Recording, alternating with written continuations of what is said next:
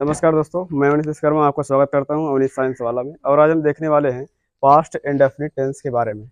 और सबसे पहले हम आपको पास्ट इंडेफिनिट टेंस की पहचान के बारे में बात करेंगे। इसकी पहचान क्या होती है? जैसे आपका पास्ट आया हुआ है, इसका मतलब लास्ट में था, थी, थे आपको जरूर नजर आएगा।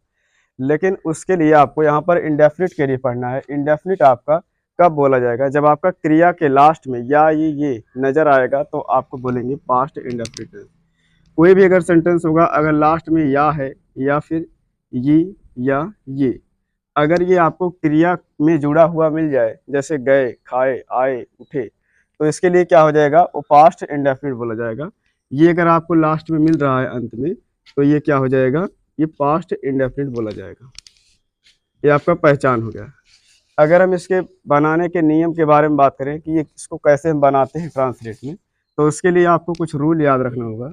जैसे पहला रूल हो जाएगा, इसमें आपका पहला रूल है अफर्मेटिव के लिए।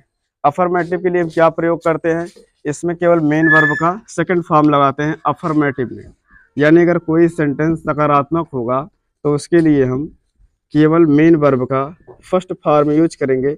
बाकी हम सभी का सभी वैसे जो करते हैं पीछे से अंग्रेजी उतार देते हैं। और इसके बाद अगर हम बात करें नेगेटिव की, तो यहीं पर नेगेटिव जो होता है चेंज हो जाता है। नेगेटिव के लिए क्या करते हैं? नेगेटिव में आपके कुछ फार्मूले वगैरह लग जाते हैं। जैसे यहाँ पे एक हेल्पिंग वर्ब लग जाएगा डिड नॉट। क्या हो जाएगा? Did not. और जब डिड नॉट का प्रयोग किया जाएगा उसके बाद हम मेन वर्ब का फर्स्ट फॉर्म यूज करेंगे। मेन वर्ब का सेकंड फॉर्म ना लगा करके क्या लगाएंगे? मेन वर्ब का फर्स्ट फॉर्म लगाएंगे। यानी अफर्मेटिव में कोई सहायक क्रिया नहीं लगेगी, लेकिन नेगेटिव में डिड नॉट लगेगा। या फिर अगर आपका कोई इंट्रोगेटिव वर्ड आ गया, अगर इंट्रोगेटिव वर्ड आ गया तो उसके लिए हम जो है इंट्रोगेटिव आ जाएगा तो उसके लिए ओनली डिड का प्रयोग करेंगे, नॉट का प्रयोग नहीं करेंगे। अगर आपका इंट्रोगेटिव नेगेटिव आ गया तो डिड नॉट का प्रयोग दोनों करेंगे। अब नॉट का प्रयोग जो होता है इंट्रोगेटिव नेगेटिव में क्या होता है? सब्जेक्ट के बाद ही किया जाता है, इसको आप लोगों को पता ही होगा। और इसके बाद जो है इसमें यहीं पर एक चीज ध्यान देना है कि अफर्मेटिव में हम मेन वर्ब का सेकंड लगा रहे हैं, लेकिन नेगेटिव में मेन वर्ब का फर्स्ट लगा रहे हैं जब हेल्पिंग वर्ब का प्रयोग कर रहे हैं तब। चलिए एक हम एग्जाम्पल के माध्यम से समझ लेते हैं। जैसे यहाँ पे एक उदाहरण है, वह बाजार गया, वह बाजार गया, वह बाजार गया। तो लास्ट में आपका ये जाना जो है ये आपका क्रिया है, और क्रिया के लास्ट में या आया हुआ है, इससे आपको पता चल गया। और एक चीज आपको इसमें ध्यान देना है, सिंगुलर और प्लूरल पर ध्यान नहीं देना है। कहने का मतलब सिंगुलर और प्लूरल से आपका कोई मतलब इसमें नहीं है। चाहे सिंगुलर हो या प्लूरल हो, दोनों के लिए हम क्या लगाएंगे? यही डिड नॉट ही लगाएंगे और मेन वर्ब का सेकंड फॉर्म ही लगाएंगे।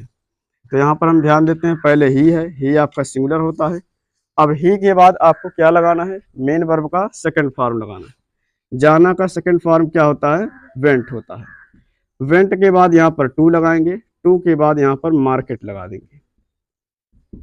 अगर हम इसी सेंटेंस का नेगेटिव बनाएं, जैसे वह बाजार नहीं गया, इसी सेंटेंस का नेगेटिव बनाएं, वह बाजार नहीं गया, तो ये क्या हो जाएगा?